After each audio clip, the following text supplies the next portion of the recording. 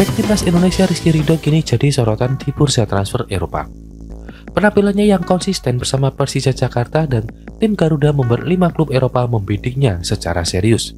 Yang paling menarik perhatian, klub di nomor 4 bukan tim sembarangan, proyek besar, dan pemiliknya pun tak main-main.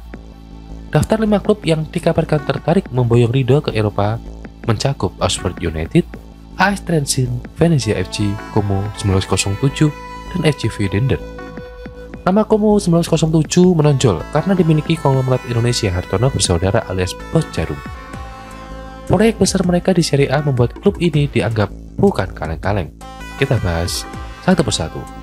Satu dari Oxford United reuni dengan Marcelino Ferdinand jika Rizky Ridho resmi bergabung.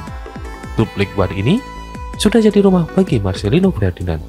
Dengan Erick Thohir yang ada di situ sebagai pemilik, peluang Rizky Ridho menyusul Inggris terbuka lebar.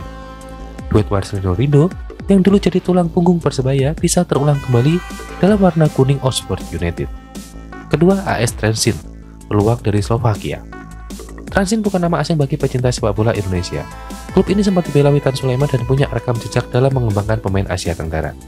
Sistem pengembangan pemain muda yang kuat membuatnya cocok jadi pintu gerbang Eropa bagi Rizky Ridho. Ketika Venezia FC, jalur JIS untuk ke Serie A. Tentu, karena memang JIS ada di sana. Venezia baru saja berpromosi ke Serie A dan kini butuh ketambahan kekuatan di lini belakang. JIS menjadi jembatan bagi Ridho ke klub itu. Kombinasi sesama pemain Indonesia di Italia tentu menjadi daya tarik tersendiri.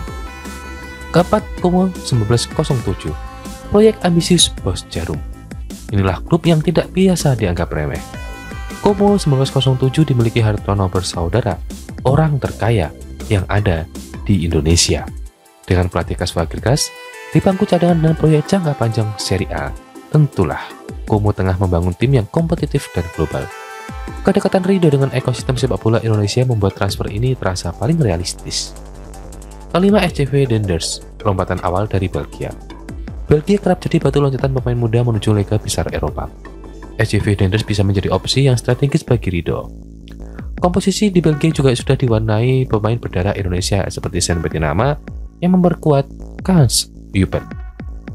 Menarik lagi tentunya, menurut laman Transfermarkt, nilai pasar Ridho kini mencapai 500.000 euro atau sekitar 9,5 miliar rupiah. Angka ini masih tergolong terjangkau bagi klub-klub Eropa. Apalagi jika melihat usia yang baru 22 tahun dan potensi sebagai bek masa depan Indonesia. Meski angka pasar resmi telah terlihat rendah, harga transfer sebenarnya bisa jauh lebih tinggi tergantung dari negosiasi antara klub peminat dan Persija. Apalagi permintaan terhadap bek tengah tangguh sedang tinggi di bursa transfer musim panas ini. Selain 5 klub di atas, beberapa sumber juga menyebutkan ada beberapa tim yang tentunya juga dari Jepang ikut memantau perkembangan Ridho. Jika langkah ke Eropa terlaksana, Ridho akan menyusul jejak para pemain Indonesia yang lebih dulu menembus luar negeri seperti Witan Sulaiman, Marcelino Ferdinand, JIS, dan Elkan Bagot. Kini, pabrik hanya tinggal menunggu langkah konkret dari seorang Rizky Ridho. Apakah ia akan memilih jalur ambisius bersama Como, tantangan klasik di Inggris bersama Oxford, atau mulai dari level pengembangan seperti di Trenčín dan Dender?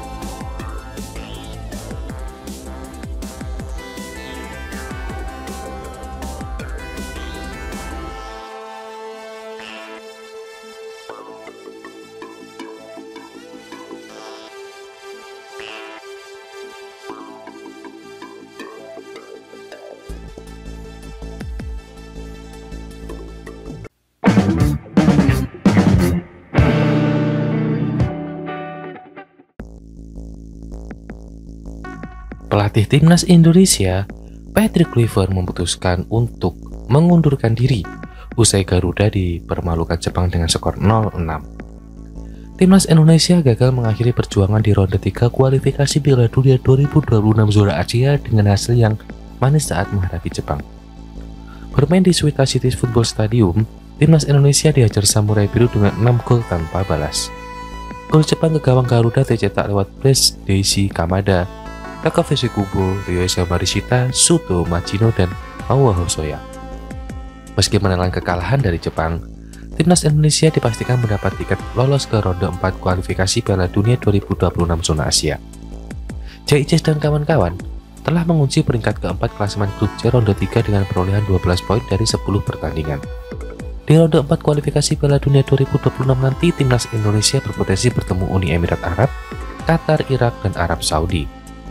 Lebih lanjut lagi, keenam tim tersebut termasuk Oman yang berada di pot 3 bersama timnas Indonesia akan dibagi ke 2 grup dengan masing-masing 3 tim.